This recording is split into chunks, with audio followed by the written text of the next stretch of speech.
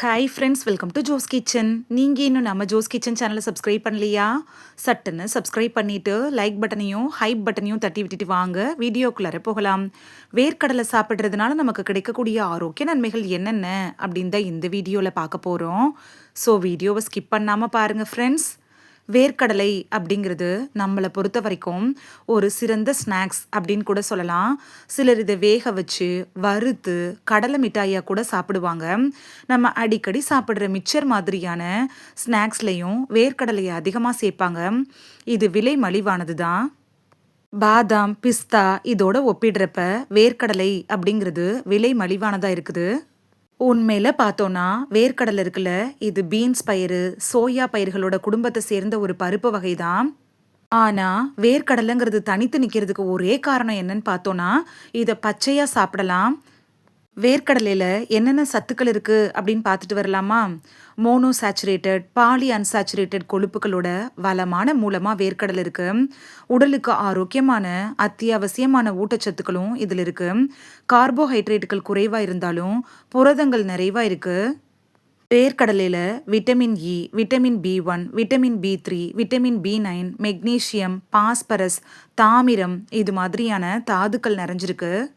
ரெஸ்வரட்ரால், பீனோலிக் அமிலம், பிளனவாய்டுகள், அர்ஜினைன் இது மாதிரியான சேர்மங்களும் நிறையவே இருக்கு. சரி வாங்க, வேர்க்கடலை என்னென்ன நோய்களுக்கு எல்லாம் மருந்தாக பயன்படுதுன்னு பார்த்துட்டு வந்துடலாம். உடல் எடையை கட்டுக்குள் வைக்கிறதுல வேர்க்கடலை எப்படி பயன்படுது அப்படின்னு பார்க்கலாம். வேர்க்கடலையில் கார்போஹைட்ரேட்டுகள் ரொம்ப குறைவாகவும் புரதம், நார்ச்சத்து இது மாதிரியான அத்தியாவசிய ஊட்டச்சத்துக்கள் அதிகமாகவும் இருக்கிறதுனால இது ஆரோக்கியமான உடல் நிறை குறியீடு, அதாவது பிஎம்ஐ பராமரிக்கிறதுக்கு உதவியாக இருக்கு. ஒரு கையளவு வேர்க்கடலை சாப்பிட்டா போதும், உங்களோட பசி அடங்கிடும், உங்களோட வயிறும் ஃபில்லிங்காக இருக்கும். முதுமையை தடுக்கிறதுல வேர்க்கடலை எப்படி பயன்படுது அப்படின்னு பார்க்கலாம். வேர்க்கடலையில் இருக்கக்கூடிய ரெஸ்வரட்ரால் இருக்குல்ல, அது மாதிரியான பயோ ஆக்டிவ் சேர்மங்கள் வயதான எதிர்ப்பு செல் செயல்பாட்டை மேம்படுத்துது. வேர்க்கடலையை சாப்பிட்றது சீக்கிரமே வயசானது போல தோன்றுல அந்த தோற்றம் வராமல் தடுக்கிறதுக்கு உதவியாக இருக்கும். இதையத்தான் ஆரோக்கியமாக வச்சுருக்கிறதுல வேர்க்கடலை எப்படி பயன்படுது அப்படின்னு பார்க்கலாம்.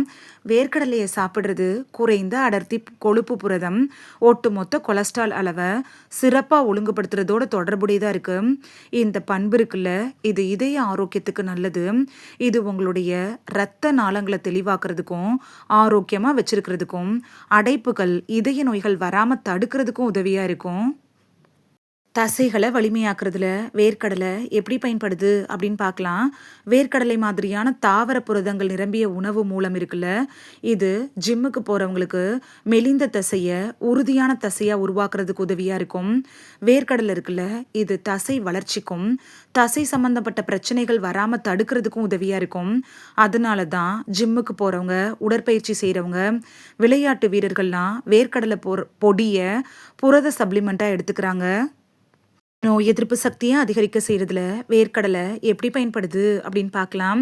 வேர்க்கடலையில் கலோரிகள் கொஞ்சம் அதிகமாக இருந்தாலும் உயர் ரத்த அழுத்தம் இருக்கிறவங்களுக்கு வேர்க்கடலை அப்படிங்கிறது ரொம்ப யூஸ்ஃபுல்லாக இருக்கும்.